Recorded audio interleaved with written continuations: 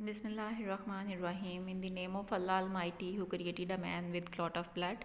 Assalamu alaikum. Students, hope you all are fine and good.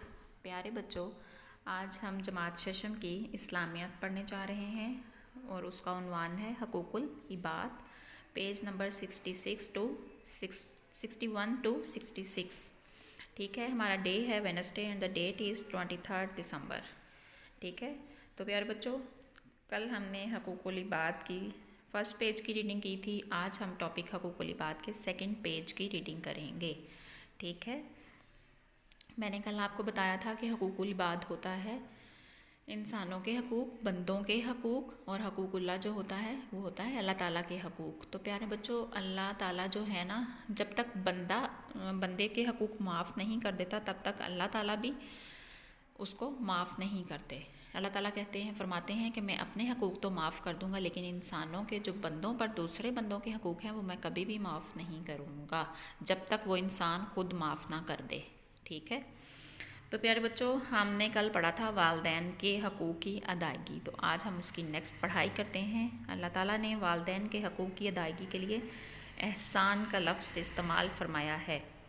वबिल वालिदैनी इहसानन, और माँ बाप के साथ एहसान करो, यानी कि माँ बाप के साथ एहसान करना चाहिए जैसा कि उन्होंने बचपन में हमारे ऊपर किया था. तो जब वो बुढ़ापे को पहुँच जाएं तो हम पर भी फ़र्ज़ है कि हम वालिदैन के साथ नरमी, प्यार, मोहब्बत से पेश आएँ. ठीक है, यहाँ एहसान का मतलब है कि हम उनके हकूक़ से बढ़कर उनका ख़याल करें. मतलब कि जितने जो वालिदैन के हकूक़ हैं, हमें चाहिए कि हम उससे ज़्यादा जो है वो वालिदैन का ख़याल करें, उनका एहतराम करें, उनका ख़याल रखें, उनसे प्यार, मोहब्बत और नरमी से पेश आएँ. उनके सामने उफ़ तक भी ना करें. अगर वो गुस्से का इजहार भी कर दें हमारे ऊपर तो भी हमें चाहिए प्यारे बच्चों कि हम वालिदैन के सामने उफ़ भी ना कहें. कुरान पाक में ये इरशाद है. ठीक है, नेक्स्ट है, यहाँ एहसान का मतलब है कि हम उनके हकूक़ से बढ़कर उनका ख़याल रखें. रसूल सल्लल्लाहु अलैहि वसल्लम ने वालिदैन के अदब व एहतराम और उनके साथ अच्छे बर्ताव की बहुत ताकीद फरमाई है. प्यारे बच्चों, ये समझने वाली लाइन है कि रसूल सल्लल्लाहु अलैहि वसल्लम ने वालिदैन के अदब व एहतराम और उनके साथ अच्छे बर्ताव की, देख लें, उनकी रिस्पेक्ट की जाए, उनके साथ बहुत अच्छा रवैया अपनाया जाए. आप सल्लल्लाहु अलैहि वसल्लम ने इस बात की बहुत ताकीद फरमाई है और सबसे ज़्यादा हुस्न सलूक का मुस्तहिक माँ को करार दिया है. प्यारे बच्चों, सबसे ज़्यादा हुस्न सलूक की जो मुस्तहिक होती है वो हमारी माँ होती है. ठीक है, आप सल्लल्लाहु अलैहि वसल्लम ने माँ के बारे में फ़रमाया, तर्जमा, जन्नत माँओं के कदमों तले है. प्यारे बच्चों, आप सब भी जानते होंगे कि जन्नत माँ के कदमों तले है, क्योंकि वो बहुत सारी तकालीफ़, मुशक्क़त उठाती है अपने बच्चे को पालने में. तो बहुत सारी मुश्किलात का सामना करती है, अपने बच्चे को सर्दी और गर्मी से माँ बचाती है. प्यारे बच्चों, तो इसलिए माँ जो है वो सबसे ज़्यादा हुस्न सलूक की मुस्तहिक है.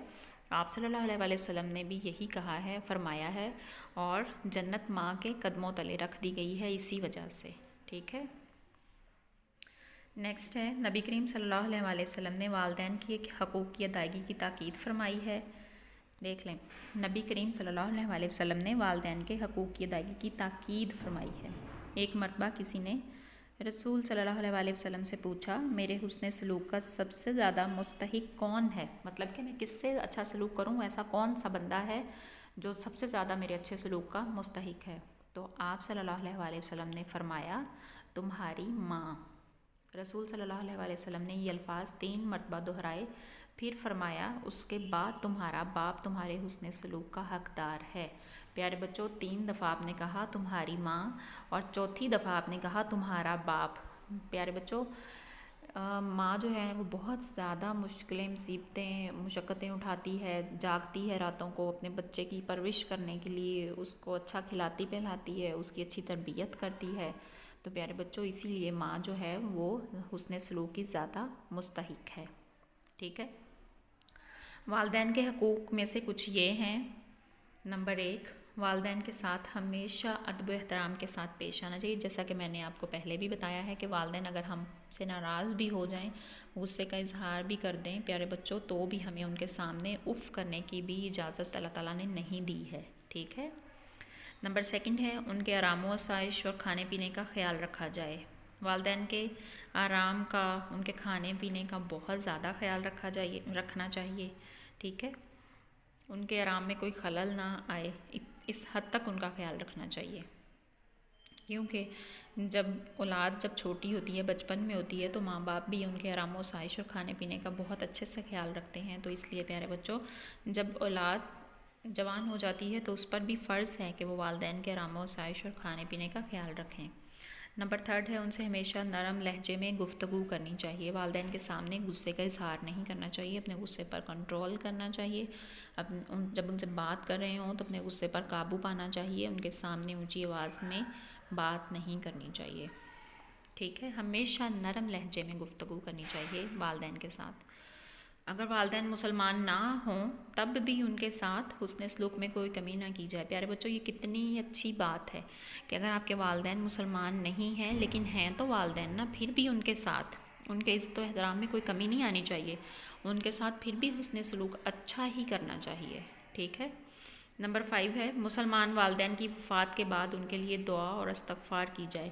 پیارے بچوں، جب مسلمان والدین دنیا سے انتقال فرما جاتے ہیں، رخصت ہو جاتے ہیں، تو اولاد کا فرض ہوتا ہے کہ ان کے لیے دعا اور استغفار کریں، ٹھیک ہے، مسلمان والدین کی وفات کے بعد ان کے لیے دعا اور استغفار کی جائے۔ تو پیارے بچوں، ہوپس ہو کہ آج ہم نے جو والدین کے حقوق کے بارے میں پڑھائی کی ہے آپ کو بہت اچھے سے سمجھ میں آئی ہوگی۔